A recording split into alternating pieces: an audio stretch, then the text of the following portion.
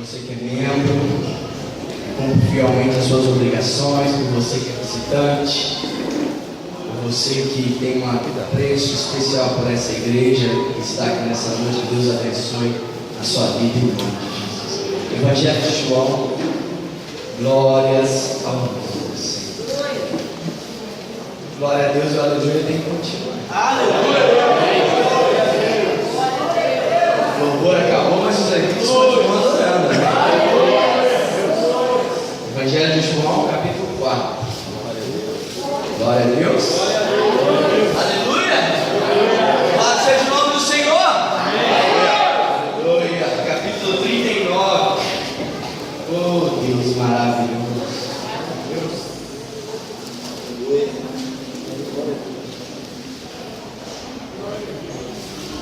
Santo é o nome do Senhor. Evangelho de João, capítulo 4, a partir do versículo 39, nós vamos ler até o versículo 42. 4 de João, do 39 ao 42. Se você achou, feche seus olhos por um instante. Nós vamos orar antes da leitura. Pai, nós te louvamos e bendizemos. Eu te louvo, eu te adoro, eu te exalto, eu te agradeço, porque tu és tudo para mim. Tu és a essência da minha vida. Eu estou por Senhor, ó Pai amado, a todo tempo, a qualquer momento e a qualquer circunstância. E neste momento não é diferente. Eu estou aqui para te servir e para adorar o Senhor. Deus, o que eu te peço é que a sua palavra, a sua vontade, a tua promessa se cumpra nas nossas vidas, que novas promessas sejam feitas e liberadas nessa noite, que promessas apagadas sejam reativadas, reanimadas no meio do teu povo, simples altar no meio da tua igreja. Senhor, abençoe cada um que já está neste lugar. Senhor, venha abençoar, que o Senhor mande vidas para este lugar sedentas, clamando pelo teu poder. E nessa noite, o teu Espírito Santo esteja conosco para te louvarmos e te adorarmos. Fala conosco, fique à vontade. Todo espírito que não é do Senhor caia por terra, distração, descontração, tudo aquilo que não é do Senhor seja anulado e aniquilado no nosso meio, em nome de Jesus. Amém? Querido, deixa eu te dar uma informação. A partir do culto de hoje, nós não vamos ter mais aquele devedor que ficava lá atrás. Por quê? Porque nós precisamos ser educados. Estava havendo uma má educação da parte da igreja. No meio do culto levantava, ia tomar água, no meio do culto levantava, ia no banheiro, e não era só uma vez, era várias vezes, de muitas pessoas. Então, a partir de hoje, o bebedouro está na salinha ali. Neste momento agora a sala está trancada propositalmente. Se você precisa emergencialmente de uma água, você vai levantar a sua mão, o diácono vai te servir com maior alegria e com maior amor. Amém? Não é proibido tomar água. Nós precisamos de entender que agora é hora da palavra de Deus. Amém? O dia inteiro você tomar água à vontade na sua casa. Aqui na igreja você vem tomar outra água. Água da vida. Você quer tomar essa água agora? Quer tomar água na vida aí? Amém? É essa água que Deus quer derramar sobre nós. Segundo escreveu João, capítulo 4, verso 39. Muitos samaritanos daquela cidade creram nele em virtude do testemunho da mulher que anunciaram. Ele me disse: tudo quanto tenho feito, vim, pois os samaritanos esteve com Jesus.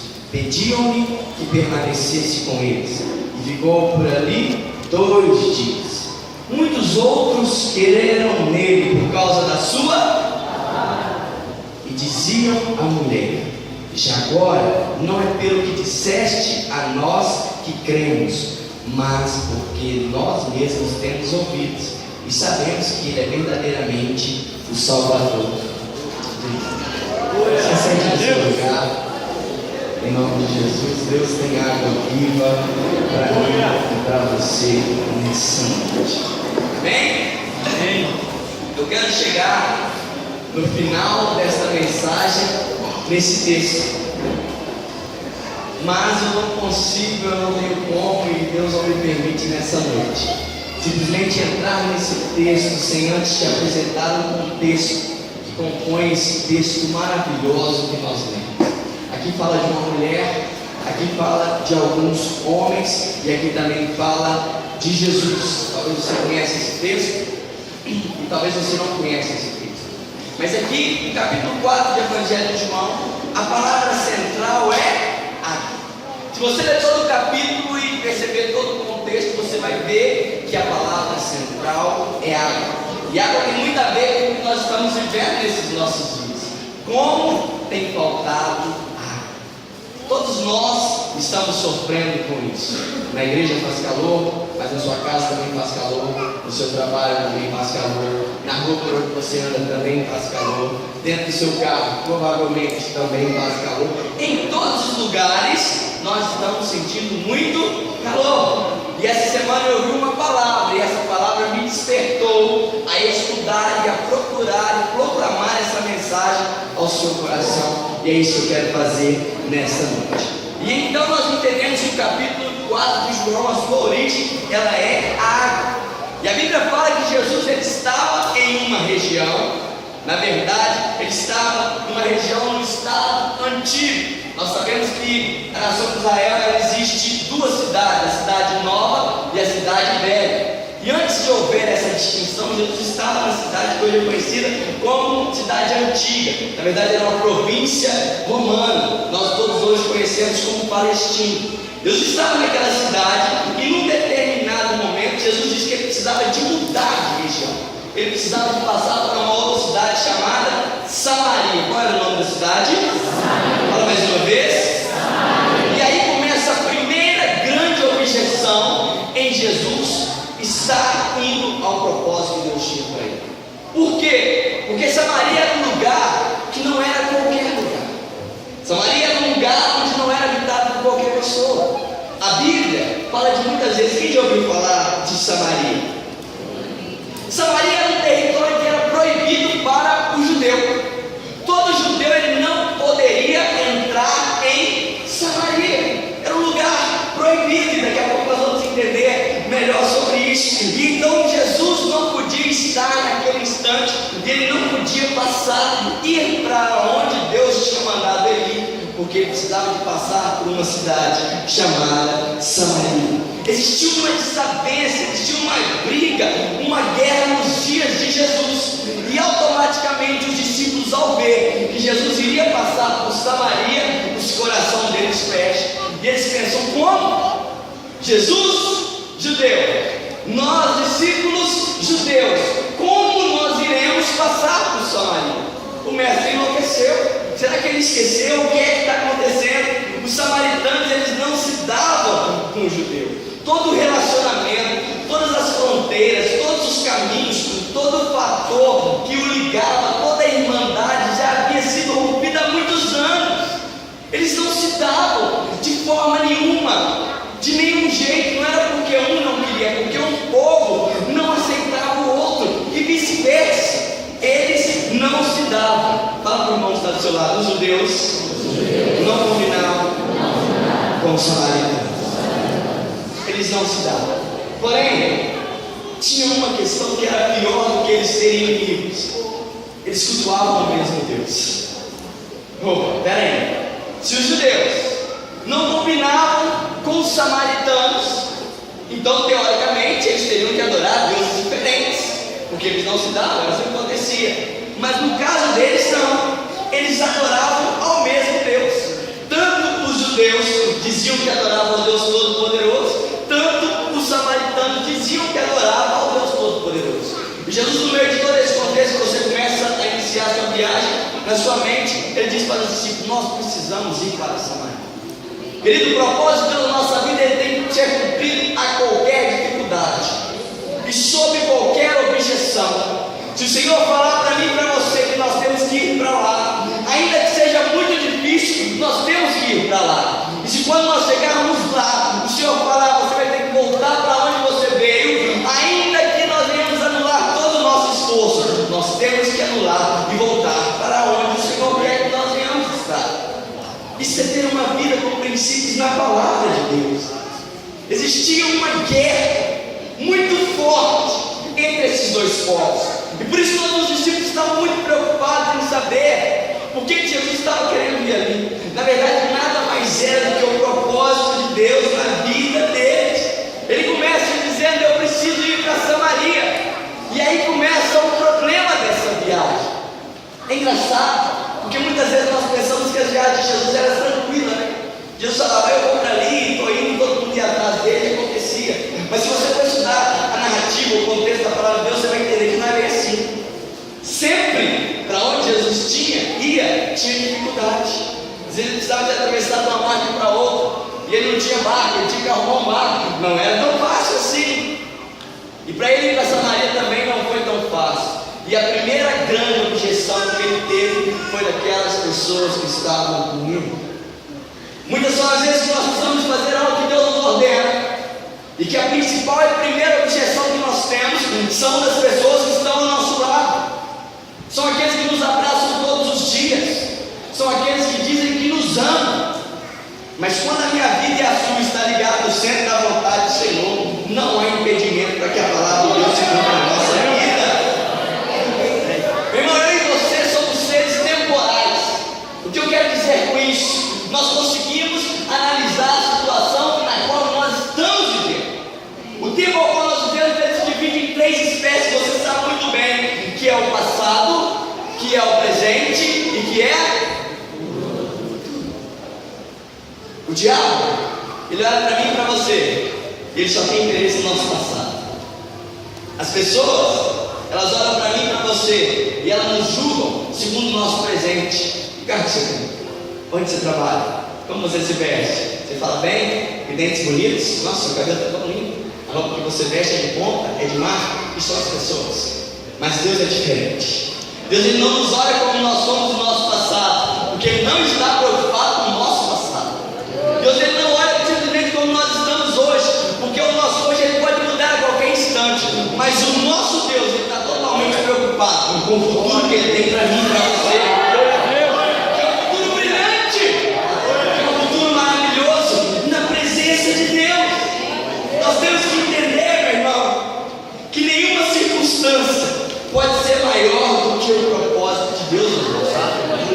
Sabe por quê? Porque a circunstância passa, mas o propósito de Deus permanece na nossa vida. A dificuldade, a tribulação, meu irmão, pode demorar um tempo, pouco tempo, muito tempo. Uma coisa você pode ter certeza, ela sempre vai passar. Mas a promessa de Deus, ela permanece para sempre na sua vida.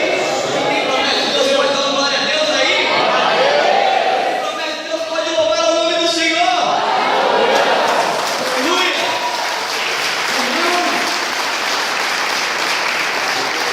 Olha para as circunstâncias, olha o propósito de Deus. Olha isso para a pessoa que está do seu lado. Fala para ela, não olhe para as circunstâncias, olha para o propósito que Deus tem para a sua vida. Vamos entender um pouco mais sobre essa história dos judeus e samaritanos, onde tudo começou. Tudo começou, meu irmão, há mais de 1000 anos atrás, nesse texto que está aqui nessa narrativa bíblica. A Bíblia fala que existe um homem que foi chamado, separado por Deus, os muitos que você conhece. E esse homem chamava Salomão. E Salomão, ele realmente fez um resplendor, ele foi um remanescente da glória do Senhor. Quando Salomão, ele morre e o Senhor o recolhe, começa o problema. Porque Salomão era quem guiava o povo, era quem direcionava o povo. Salomão é aquele que eu e você conhecemos tanto, que levantou o templo do Senhor, o templo de Salomão. E aí começa o problema, porque existia esse povo e esse reino ele se divide. E aí começa o problema entre os judeus e entre os que habitavam em Samaria. Porque nessa divisão levanta-se um rei e ele decide criar um povo para si. E 10 das 12 tribos se unem a ele. E ele se torna o reino do norte. Repita comigo, reino do norte. E aí eles então se tornam o reino do norte, cabeceado por esse rei que se levanta. E aí sobram quantas tribos? 2 tribos. Dessas 2 tribos, elas não juntam a essas 10. E então eles decidem ser um novo povo. E aí eles decidem ser um povo para eles. E dessas 2 tribos que ficaram, eles também começam ali a ter os seus princípios, os seus preceitos, e começam a se tornar também um novo povo. Até aí tudo bem. Eles podem se dividir, acabou o reinado, e agora eles são um novo povo. Porém, acontecem alguns problemas. Quais são esses problemas? Problemas simples. Esse povo que separou as duas tribos, eles são os samaritanos, da cidade que nós começamos a falar de Samaria. E o que acontece é que os samaritanos, eles começam a fazer algumas coisas erradas. A primeira coisa que eles fazem errado, eles decidem levantar um templo para que Deus pudesse habitar e para que eles pudessem adorar a Deus. E aparentemente está tudo certo, está tudo lindo, porém está errado, porque vai contra a palavra de Deus. No livro de Deuteronômio, sabe o que a palavra diz? Que não era para ninguém mais, além de Salomão, construir um templo, porque Deus não iria mais habitar no templo feito por mão de homens. Não era simplesmente em Samaria, não é simplesmente em São Paulo, não é simplesmente em qualquer lugar do universo. O livro de Deuteronômio é claro em dizer que não era para se construir mais um templo segundo as dimensões e diretrizes que o próprio Deus tinha dado para Salomão. E eles levantam o templo, foram contra a palavra de Deus. Segundo, e aí fica uma dica para mim, para você, para nós bebidos. Eles decidem para se levantar um sacerdote, porque eles não tinham sacerdote entre eles, então não tinha ninguém para falar com Deus, não tinha ninguém para fazer o sacrifício, não tinha ninguém para queimar o holocausto, não tinha ninguém para entrar no santo do santo, não tinha ninguém para interceder pelo povo. E eles levantam um sacerdote, e eles falam: pastor, mas o que tem eles levantaram um sacerdote? Tem um grande problema, porque a palavra de Deus ensina e afirma que todo sacerdote, ele tinha que ser obrigatoriamente levantado da tribo de Levi. E eles não eram a tribo de Levi, então não podia levantar sacerdote. Eles extinguiram duas regras claras que não poderiam ser quebradas. Olha para mim, quem está entendendo diz amém. Amém. Você está comigo na mensagem? Amém. Nós vamos em 1 João ainda, mas fica comigo. Tem coisas que eu e você podemos fazer do nosso jeito, mas tem coisas que só funcionam se for do jeito de Deus. Glória a Deus. Tem coisa, meu irmão, você pode fazer do jeito que você quiser, que vai dar certo.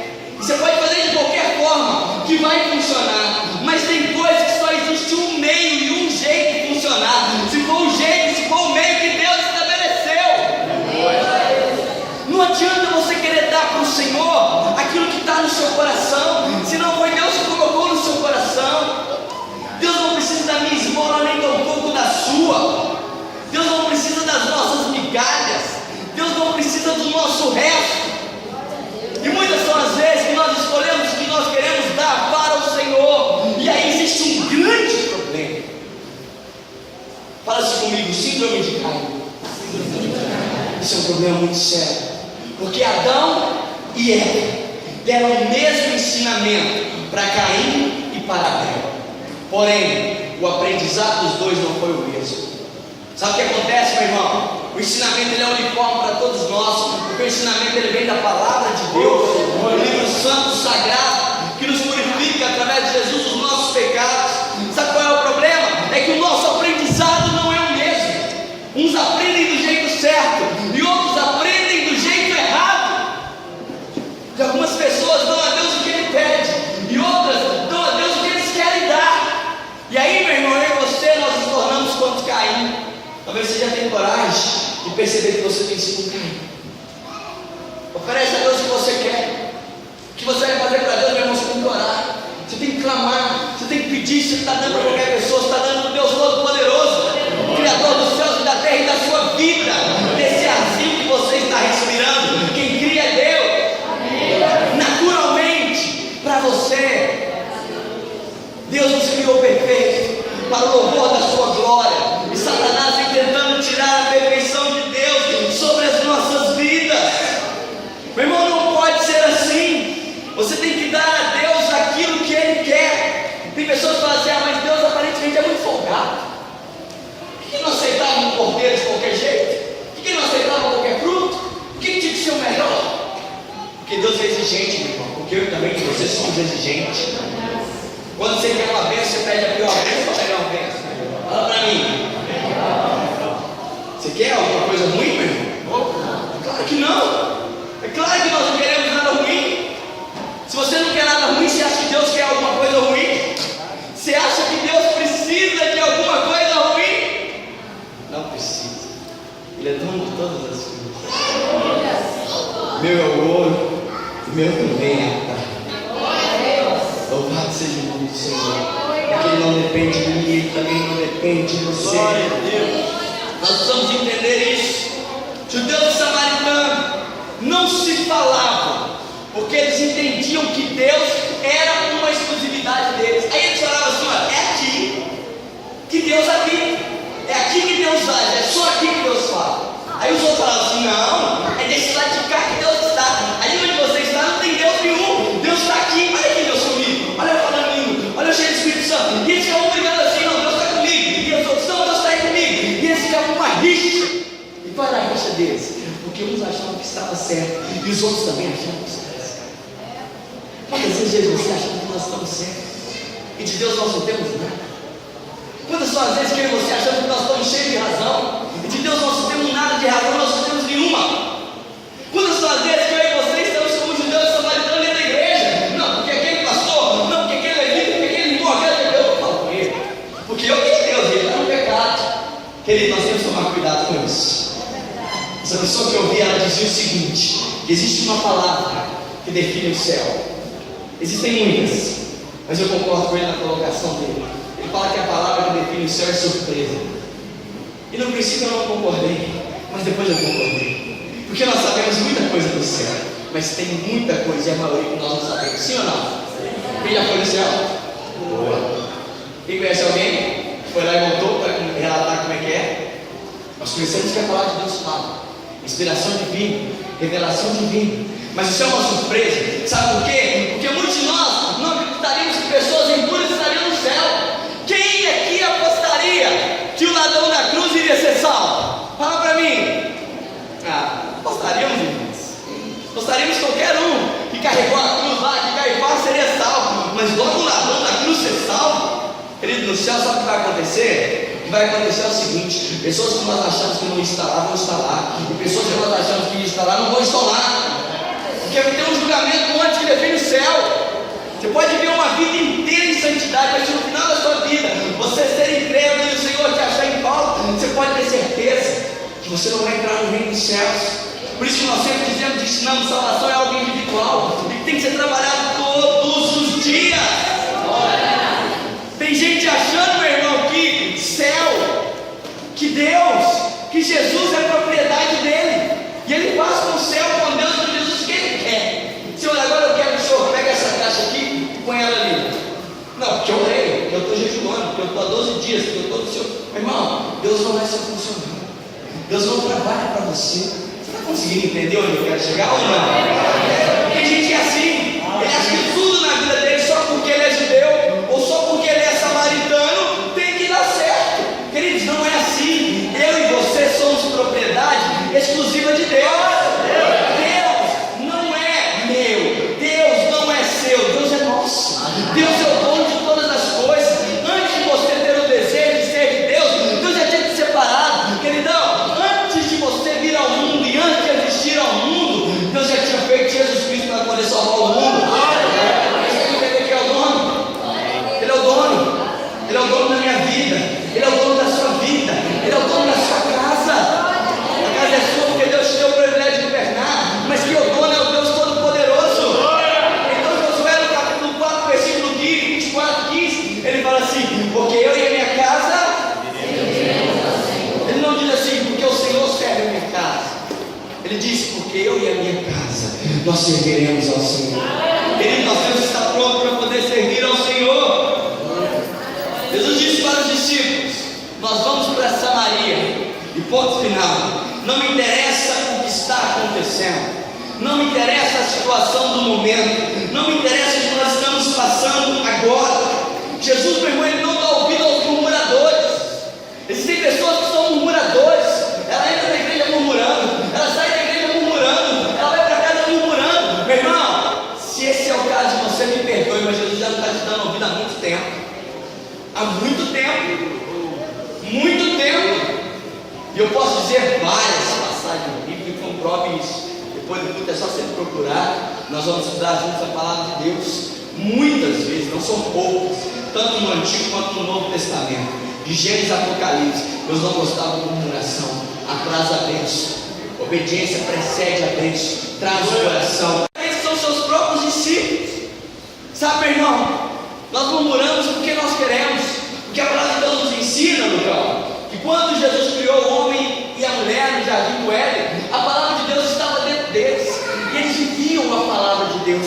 Mas quando eles pecaram, essa palavra ela foi posta para fora, porque não combinava o pecado com a palavra de Deus. Por isso a Bíblia foi escrita, por isso a vontade de Deus foi escrita. E hoje eu e você, por isso que a Bíblia fala que nós não temos que ler, mas nós temos que examinar as Escrituras.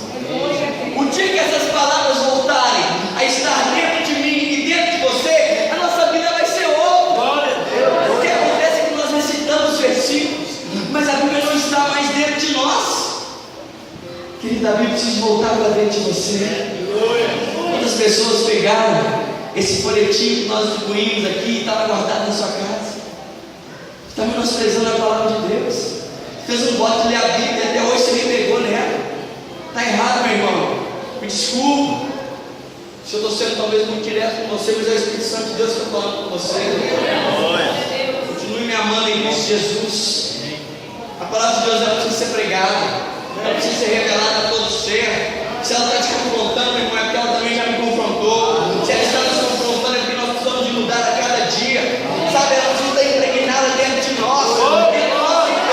Todo dia nós temos que falar da palavra de Deus. Nós falamos de tantas coisas. Quantas pessoas falaram desse senhor que está exilado em um país que foi executado? Quantas pessoas falaram?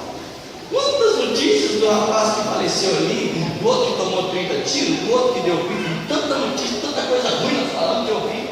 Por que não falar da santa palavra de Deus, das sagradas Escrituras? Jesus disse: nós vamos para Samaria. E então, meu irmão, eles começam a entender: Deus, Ele é um Deus todo-poderoso. Ele não está simplesmente preocupado com os meus e com as nossas virtudes. Ele também está preocupado com os nossos defeitos. Por isso que muitas vezes os nossos defeitos são expostos. Por isso que muitas das vezes os nossos erros eles vêm à tona. Porque Deus está interessado nos nossos erros e fazer com que os nossos pontos fracos se tornem pontos fortes para o louvor da sua glória. Por isso que muitas são as vezes que nós não entendemos. E aí então Jesus decide ir para Samaria. E naquele instante, em todo aquele contexto, ele vai para Samaria. E quando ele está chegando em Samaria, ele para numa cidade. E essa cidade ela é interessante, que ela ficava no meio do deserto. E aí agora você começa a entender melhor essa cidade. Ele para no deserto, nessa cidade. E nessa cidade que ele para, ele começa a desfrutar do poder de Deus. E talvez cansado já está chegando ali naquela cidade. Mas antes de falar um pouco mais sobre essa cidade, era um deserto. E esse deserto, ele pertencia a Jacó. Jacó, ele era o filho. O seu avô, lembra quem era o avô de Jacó? Faz uma retrospectiva aí que você vai lembrar. Jacó, o pai dele era quase o contrário. Abraão, Isaac e Jacó. Você vai chegar nele. Lembra dele? O Deus de Abraão, o glória, o patriarca. O Deus de Isaac, é o filho da promessa. E o Deus? Dono de deserto. Que graça que tem. Abraão, pai de multidões. Isaac, filho da promessa. E Abraão, dono de deserto. Coitado, talvez igual eu e você, trabalhador de sol a sol, dava vida dura no meio do deserto. Sabe o que é interessante? O deserto que ele tinha era herança que o seu pai Isaac tinha deixado para ele. Eu te pergunto: que pai que é esse que deixa uma herança de um deserto do filho? Gente boa esse pai, né? Muito amigo do filho. Não deixa nada, deixa para ele no deserto. E quando ele está no meio desse deserto, a palavra de Deus fala que Deus começa a trabalhar na vida dele, o que Deus precisava no meio do deserto. O melhor presente que você pode receber do seu pai é um deserto. O melhor presente que Deus pode te dar é um deserto. Porque é no deserto que você é provado, mas também é no deserto que você é aprovado. É no deserto que você vai ficar mais forte. É no deserto que você vai se tornar mais resistente. É no deserto que a sua bênção chega. E então, o dono do deserto era Jacó. E aí, a história de Jacó é muito linda. E rapidamente nós vamos só passar por ela. Depois você entende melhor ela. Porque nós entendemos bem aquela parte, né, que Jacó lutou com o anjo do Senhor. A gente acha que a vida de Jacó foi só isso, né? Não, isso é só mais uma etapa. A vida mesmo, a lida, a labuta dele era no meio do deserto. E 20 anos da sua vida, ele passou com um propósito específico. Jacó estava ali, e um dia ele estava na sua terra, e Deus falou assim: Jacó, eu quero que você vá no meio do deserto, e lá no meio eu quero que você cave um poço. O que, Deus? No meio do deserto? Cava um poço para mim no meio do deserto. E você pensa, por que ele vai cavar um poço no meio do deserto? Se ele vai cavar um poço, é o que dá muito trabalho. Ele poderia ter que cavar perto da sua casa, perto de algum parente seu, para que pudesse ser exclusividade dele. E Deus vai mandar ele cavar um poço no meio do deserto, onde todas as pessoas poderiam passar e automaticamente poderiam aproveitar dessa água. O que é importante nós entendermos é que 19 anos da vida de Jacó, ele ficou cavando aquele poço. Funciona assim: nós cavamos lá na chácara recentemente um poço artesiano. Você contrata uma empresa, você vai lá no Google, ou por alguma indicação, chega lá, a pessoa vai lá e a primeira coisa que ela faz é examinar o terreno. E vai ver se ele tem possibilidade de água, se aproximadamente quantos metros tem. Existem algumas formas, existe um aparelho eletrônico, ele vem passando e procurando água, e onde ele apita mais, ele fala: opa, não tem água. Existe uma outra, um meio mais antigo, eu nunca vi esse funcionando, mas eles falam que você pega uma folha de uma árvore, acho que é a goiaba, e você vai andando, e quando ela aponta para baixo, quer dizer que ali tem água. Não sei se é verdade, mas eu ouvi falar sobre isso, talvez alguém já ouviu também. Nos nossos tempos, agora imagina o tempo de Jacó. Jacó vai andando, Deus fala assim: Jacó, no deserto aí. E ele vai: onde é que é o poço, Senhor? Não sei, não sei. Onde é que é o poço, Senhor? Vai andando, Jacó, vai andando. E aí Jacó fala assim: meu Deus. Ele volta para casa e não acha lugar. E as pessoas falam assim: Jacó, que isso? O que você está fazendo na tua vida, Jacó? Você está desperdiçando o seu tempo. Você está procurando no meio do deserto onde tem água. Jacó, não existe água no deserto. E ele fala assim: mas tem uma voz falando para mim procurar água no deserto. E ele continua procurando. E quando ele chega no meio do nada, eu falo assim com ele: é aí, Jacó. E ele: Deus, é aí, Jacó, mas aqui não tem nada, aqui está longe da minha casa. Aqui da coisa, é aí que você está. E Jacó volta para casa, todo triste talvez, mas alegre, ele não conhecia a voz de Deus ainda. E aí todo mundo só para ele, ela fala assim: Jacó, o que é isso? Você enlouqueceu, você virou crente, você virou fanático, você mudou de... O que está acontecendo com você, Jacó? Você vai desperdiçar a sua vida, você vai cavar no lugar mais quente, no deserto, Jacó. E aí Jacó então continua ali. E sabe o que acontece? Ele vai para casa, pega as ferramentas. Quando ele está saindo de lá, todo mundo fala: Jacó, não faz isso. Você vai perder muitos anos da sua vida. Sabe o que Jacó faz? Ele fala assim: olha, se eu não for fazer isso, eu vou anular toda a história que meu pai me contava da vida do vovô. Tudo que Deus falava com o vovô, eu estou anulando o que Deus está falando comigo. Se eu não obedecer aqui, eu não vou entrar para a história. Porque o meu avô Abraão entrou, o meu pai Isaac, ele também entrou. Agora é hora de eu fazer a minha história. Mas que jeito de fazer história no meio do deserto? Quem iria querer fazer história no meio do deserto, meu irmão? Levanta a mão. Oh, Jesus. Amém. Amém. E amém. Chega, né? Vai que liga. Irmãos, é muito difícil. Ninguém quer fazer história no deserto. Sabe o deserto que você está passando pode ser o melhor lugar da sua vida. Sabe a prova que você está passando pode ser a melhor prova da sua vida. A situação difícil da vida pode ser o melhor lugar. Talvez você ache que Deus está longe de você, mas Deus está juntinho com você. Talvez você pense que está sendo injustiçado, meu irmão, Deus está com você.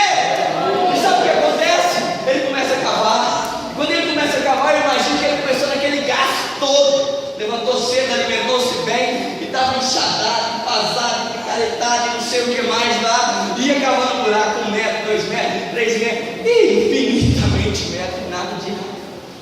E passaram-se 1 ano, 2, 3, 4, 5, 6, 7, 8, 15, nada de água.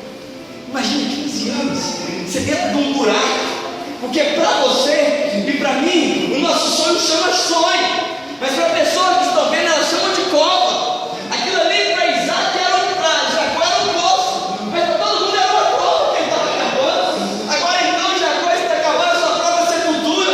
Era assim que eles pensaram. E Jacó continuou ali, fio a fio, dia a dia, sol a sol, cavando, até que, quando deu 19 anos, 12 meses e 31 dias, ele viu água. E a palavra de Deus era aí. e aquela água brotou igual pé. Toda aquela fundura, e toda aquela dificuldade, a água subiu. E aí eu imagino Jacó subindo, já naquelas águas, já nadando, já apertado. Meu Deus, é muita água, é muita água. E ele pensando que ele estava tendo miragem, o que é isso? Ele subindo na água, até que ele chega lá em cima na polpa. E todo mundo vê a água jorrando dessa água. Sabe o que é interessante? É que nesse momento o nome do Senhor é o primeiro a ser exaltado. Se eu e você andamos com Deus, no momento da glória de Deus na nossa vida, o nome do Senhor vai ser exaltado. E sabe o que é melhor? De lambuja, de brinde, eu e você também vamos ganhar a recompensa do Senhor. Porque aquele que era o louco, aquele que era o sonhador, aquele que não tinha nada de Deus, agora era o personagem principal. Por quê? Porque ele tinha achado água no meio do deserto. Qualquer pessoa que olhasse para Jacó tinha que admitir, ainda que ele perdeu 20 anos da vida dele, ele conseguiu achar água no deserto. Ele não sei quantos anos você acha que tem perdido pela sua casa, pela sua família, pelo seu trabalho, pela sua graduação, pelo seu ministério, por tudo que Deus tem colocado na sua vida. Eu quero te dizer nessa noite, você não está perdendo o seu tempo, você está investindo o seu tempo naquilo que Deus colocou dentro do seu coração. Isso que você está fazendo.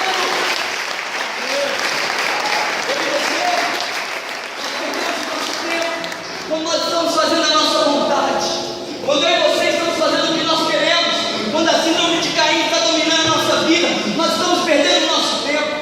Ainda que aparentemente você esteja sendo valorizado, ainda que aparentemente você esteja sendo famoso, eu quero dizer que no reino do céu você está perdendo o seu tempo. Mas quando você começa a fazer as coisas que Deus tem te ordenado, você está ganhando o seu tempo, você está investindo o seu tempo na casa do Senhor. A história continua dizendo, nós podemos falar muitas coisas, mas eu preciso voltar para o contexto da palavra de Deus. Jesus diz, nós precisamos ir para essa manhã.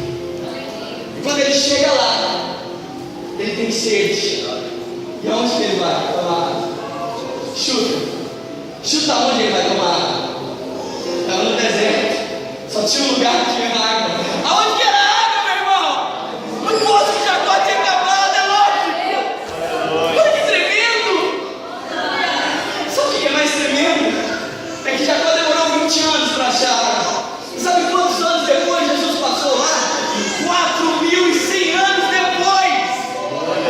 Vocês ouviram falar assim, olha, teve um rapaz aqui, que ele era filho de Isaac, e o vô dele era Abraão, você conhece Jesus?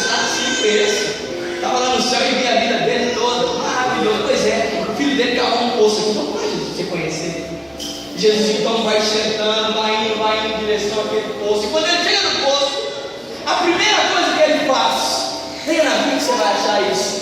Ele junta com os seus discípulos, e os discípulos estão ali todos alegres, porque agora eles viram que Deus ia dar água para ele, que Deus ia dar alguma coisa boa através de Jesus para ele. E ele fala assim para os discípulos, faz o seguinte, vamos buscar pão. Buscar pão? Vai buscar pão para mim. Busque pão. E aqueles discípulos saem até animados, empolgados, achando que, pelo menos eu vou seguir Jesus, né? Mas seria bom, porque quando chegar o samaritano aqui, nós não vamos estar com Jesus, ele vai apanhar sozinho, ele vai se virar sozinho, ele vai fazer o milagre dele sozinho. Vambora. Junta todo mundo e vai embora comprar pão. E quando eles estão lá, eles demoram um tempo. Jesus está sentado à beira daquele tanque. Sabe o que acontece? Ele vê uma imagem vindo na frente dele. Deserto nós tivemos lá. Vários desertos, é um lugar terrível. E realmente é terrível, e muito terrível deserto. Deserto não é brinquedo, deserto não é brincadeira.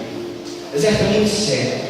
O guia, ele te obriga várias vezes a tomar água, não quero, toma água, sabe por quê? Porque você desidrata sem perceber.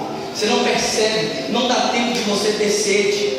A sede é um estágio profundo de desidratação. Você já está desidratado há muito tempo. Quando você desidrata, você perde muitos sais minerais, muito íons, e você não consegue hidratar com água. Tem que ser com soro, tem que ficar internado. Então não serve. E aí, no deserto, uma das coisas que você tem muito é miragem. E é natural você ter miragem. Já viu no desenho aquela miragem? No deserto é assim, realmente você tem miragem. Sabe por quê? Porque a sua necessidade passa a ser maior do que a vontade de Deus na sua vida. Quando você está no deserto, cara, você tem muita necessidade. E a necessidade muitas vezes é maior do que a sua vontade. Existem muitas pessoas que não andam pela vontade, mas eles começam a andar pela necessidade. Onde eu moro está longe, eu sou da igreja agora de Jabuticaba. Agora eu não tenho dinheiro, eu só vou para a igreja se Deus me der isso. Agora eu não posso seguir mais a Deus porque eu estou orando e Deus não está fazendo milagre. Ah, não sei o quê. Meu irmão, isso é necessidade do homem. Isso não é vontade de Deus. E aí Jesus então de longe vê como se fosse um monte de trapo vindo em direção a ele. E ele sentado à beira daquele tanque, ele começa a vir. E a palavra de Deus fala que era por volta de meio-dia. Quando o sol estava mais quente, os discípulos estavam onde? Descansando. Às vezes você entrou por aquela igreja, falando assim: nossa, a pessoa que eu mais gostava me abandonou. Não, a pessoa que eu mais confiava me largou. Não, aquela pessoa que era isso para mim, ela só te perto. Eu quero dizer o seguinte: ela não te abandonou, ela te largou. O próprio Jesus mandou ela comprar. É que você entenda que as pessoas que não são de Deus na nossa vida, elas têm que sair da nossa vida. E o próprio Jesus tira ela das nossas vidas, por bem ou muitas vezes por um caminho mais duro. É assim que Deus faz. Por isso nós não podemos ser maldição na vida de ninguém, porque senão Jesus vai mandar eu e você ir. Aquele trapo vem andando. Jesus não identifica o que era aquilo. Ele sem perceber o que era aquilo. Ele começa a observar meio-dia. Eu e você sabemos disso. Ninguém tirava o meio-dia. Quem tirava muito cedo, ou no final da tarde, porque a água está mais fresquinha, porque é melhor, porque o esforço é menor. Mas ele estava ali meio-dia, porque ele vinha de uma cidade para outra e viu algo em direção. Sabe, meu irmão, muitas são as vezes que Deus, Ele nos olha como gênero. Ele não te olha como homem, e Ele não te olha como mulher, Ele te olha como criatura. Nesse momento ele estava ali, e ele olhou como criatura para essa pessoa. É muito interessante, porque naquele momento que ele estava dando aquela miragem ali, ele vê que vinha algo vindo em direção a ele, ele aguarda. Somente ele. E aquele imagem de quando vive, quando chega, é uma mulher. E automaticamente, na hora que ela chega, ela não olha para Jesus, ela tira os baldes que estavam com ela, e ela põe aqueles baldes e automaticamente ela começa a buscar algo. Sabe, querida, o balde, muitas vezes ele significa o caminho, o recurso que nós estamos. Existem muitas pessoas que vêm na igreja quarta, que vêm na igreja domingo, e cada dia traz um balde. E aí você passa a mão no seu balde e vai embora para casa com aquela aguinha ali que vai durar um dia, 2 dias. E depois aquela aguinha acaba, você tem que voltar de novo para poder buscar mais água. Você está sempre buscando água, você nunca encontra água que está sendo a sede. Todo dia você bebe um pouquinho, mas nunca mata. Aquela mulher estava assim. E aí ela chega tão atordoada, tão focada no seu objetivo, que ela começa a buscar aquela água e nem vê quem estava do lado dela. E de repente, no meio de tudo aquilo, Jesus percebe que ela era uma mulher. E Jesus vai e fala assim para ela: dai-me de beber. E quando Jesus abre esse diálogo, ela assusta, ela treme na base. E ela fala: dai-me de beber? Eu e você, nós conhecemos muitas pessoas pelo sotaque, sim ou não? Você conversa com um cearense, você sabe que é cearense. Você conversa com um baiano, sabe que ele é baiano. Você conversa com um carioca, você sabe que ele é carioca. Você conversa com um mineiro, identifica, naquele momento, a mulher olha para ele, ela nem tinha visto ele chegando, olha a sua aparência, e ela percebe, sabe o que ele era? Ele era um rabino. E ela sabia muito bem que o rabino não se dava com o samaritano. E ela toma aquele susto quando ele diz: dá-me de beber. E automaticamente, na hora que ela percebe isso, parece que ela desarma-se de tudo aquilo que ela estava, e pega todas as suas armas e começa a apedrejar Jesus. Fala: por acaso você não sabe quem eu sou? Como você ousa vir falar comigo? Rabino, judeu, você não pode falar comigo, você não sabe quem eu sou. Jesus fica ali tranquilo, ela começa a descarregar um monte de coisa. E aí Jesus fala assim para ela, que eu e você conhecemos, no livro de João, fala assim: se você soubesse quem está te pedindo água, você que me pediu. Ela fala assim: como assim? Que água é essa? Eu estou aqui todo dia eu busco água, eu amo meus animais, eu dou para aqueles que não vivem comigo. Jesus fala para ela: se você soubesse quem eu sou, se você soubesse quem está te falando, você que me pediria. Sabe o que acontece? Aquela mulher estava presa no contexto dela. Ela sabia que ela não podia conversar com qualquer pessoa que não fosse das 2 tribos dela. Querido, quantas são as vezes que eu e você ficamos fechados no nosso mundo, trancafiados na nossa mente, e só o que nós pensamos é certo, só o que nós fazemos é que é certo, e outras pessoas estão cobertas de razão do nosso lado, e nós não vamos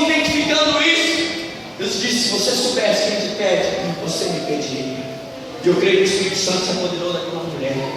E ela foi se quebrantando. E foi se quebrantando ao ver a ousadia daquele homem. Mas ao mesmo tempo, ao ver que era Deus bradando na terra, um Deus que ela clamava, que ela nunca tinha visto, um Deus que ela ficava todo dia clamando, balançando, buscando o céu e nunca encontrava. Naquele momento ela começa a encontrar. E ela vai e fala assim para Jesus, contextualizando para que você entenda: como eu faço para ter essa água? Aí Jesus, na sua imensa sabedoria, Ele dá para ela a solução do problema dela. Quando eu e você chegamos diante de Jesus e somos sinceros com o Senhor Ele dá a solução do nosso problema. Mas quando eu e você chegamos com falsidade diante de Jesus, Ele não soluciona o nosso problema. Aquela mulher poderia ter perdido a oportunidade da vida dela. Deus falou assim: busque o seu marido. Busque o marido? Que marido? Que marido tem a ver? Eu estou te pedindo nada. Você vai ter que dar uma água, saciar uma minha sede. Busque o seu marido. Ela poderia ter sido falsa, ela poderia ser mentirosa, ela poderia ter sido soberba, ou ela poderia ter tido a atitude que ela teve, de se humilhar diante de Jesus, alguém que ela nunca tinha visto. Querido, tem muita gente que vem na igreja, vê de tudo, ouve de tudo, só não ouve a voz de Deus. Tem muita gente que vem na igreja focada: eu quero água, eu quero água, eu quero água, me dá água, eu estou indo embora. Eu quero isso, eu quero a resposta, eu quero dar a resposta, eu estou indo embora. Olha, eu quero a solução, eu quero a solução, me dá a solução, eu estou indo embora. E todo dia está aqui no hospital, mas nunca entendeu que Jesus é o autor da vida. Nunca entendeu que Ele é o consumador da nossa fé. Nunca entendeu nada da palavra de Deus, e nós não podemos continuar assim mais. Nossa vida tem que dar um basta. Queridos, se Jesus voltar amanhã, depois da manhã não dá mais tempo. Tem que ser hoje, a última promessa, a última hora. Se for, glória a Deus, Maranata, ora bem, Senhor Jesus. Se não for, e Ele nos der outra oportunidade, nós vamos estar aqui quarta-feira louvando, adorando o Senhor. Mas se hoje nós somos uma oportunidade para aquela mulher, era a oportunidade que ela tinha. Sabe o que acontece? Sabe a mãe? Ela chega e fala assim: Rael e todos os irmãos estão aqui. Ela fala assim: eu não tenho nada. Aí eles falam assim: disseste bem. Porque o ciclo que você teve até hoje nunca foi seu marido. O que você está com ele hoje não te pertence. Jesus falou para ela assim: eu vou te dar a solução do seu problema. Você está fingindo que você está alegre. Você está fingindo que você está feliz. Você está fingindo que está tudo bem na sua vida, mas não tem nada bem. Quando eu e você temos um encontro com o Senhor, meu irmão, é maior do que raio-x, é maior do que ressonância magnética, é maior do que tomografia. Ele nos vê por completo. E o que acontece é quando aquela mulher fala isso, Jesus desarma ela. Hoje, meu irmão, talvez você entrou por essas portas, cheio de problema, cheio de dificuldade, cheio de tudo. Mas eu quero te dizer que você precisa ter um encontro com Jesus. Que você precisa deixar Jesus entrar de verdade na sua vida, entrar de verdade na sua história. Não é ir todo dia no pocinho, na cisterninha, pegar o sarinho, ligar o motorzinho e tirar 1.000 litros d'água. Não é isso que você precisa. É beber da água da vida. Deus chegou nessa cidade. E sabe quantos milagres que Jesus fez nessa cidade? Nenhum. Quantos milagres Jesus fez lá? 0. Uma vez que nós lemos, você lê na sua casa, fala o seguinte: os homens daquela cidade, os samaritanos, eles falam assim: antes nós críamos do que essa mulher, a mulher samaritana, dizia.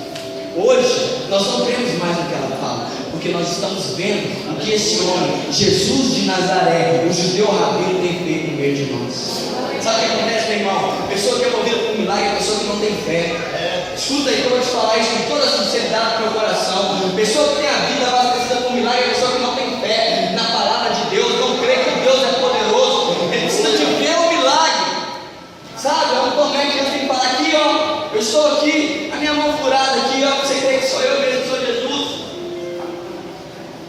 Eles não viram nenhum milagre. Toda aquela cidade se converteu aos pés do Senhor Jesus. Sabe por quê? Porque eles beberam da água que ele tinha.